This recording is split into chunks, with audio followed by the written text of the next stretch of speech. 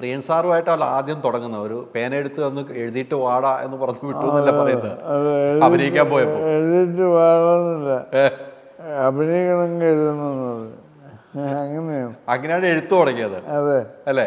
അതെ. ഈ ഓരോ സിനിമ ഇപ്പൊ പറഞ്ഞില്ല, ഇപ്പം ആദ്യം കഥ പറയുമ്പോൾ എഴുതിയപ്പോൾ കണ്ണ് നിറഞ്ഞു, മമ്മൂക്ക വായിക്കുമ്പോൾ കണ്ണ് നിറയുന്നു, ഇന്നസെന്റ് വായിക്കുമ്പോൾ കണ്ണ് നിറയുന്നു, എല്ലാവരും കണ്ണ് നിറയുന്നു. ഇത് പ്രിയൻചേട്ടൻ കണ്ടു കഴിഞ്ഞിട്ട് ഇറങ്ങുമ്പോൾ കണ്ണ് നിറഞ്ഞു, അപ്പൊ വിജയം നമുക്ക് ഏറെക്കുറെ ഉറപ്പിക്കുവാണ്.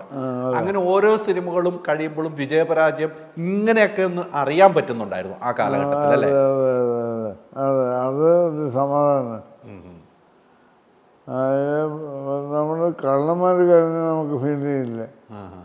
പ്രിയെന്ന് വെച്ചാൽ അങ്ങനത്തെ കള്ളനൊന്നുമല്ല, വളരെ സിൻസിയറായിട്ടുള്ള ആളാണ്.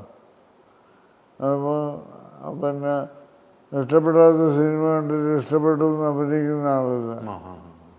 കൃത്യമായിട്ട് പറയും, കൃത്യമായ ഫീലിംഗ് പറയുന്നുള്ള. എൻ്റെ മുഖത്ത് എന്നെ ചീത്ത പറഞ്ഞിട്ടുമുണ്ട് പുള്ളി. അതല്ലേ?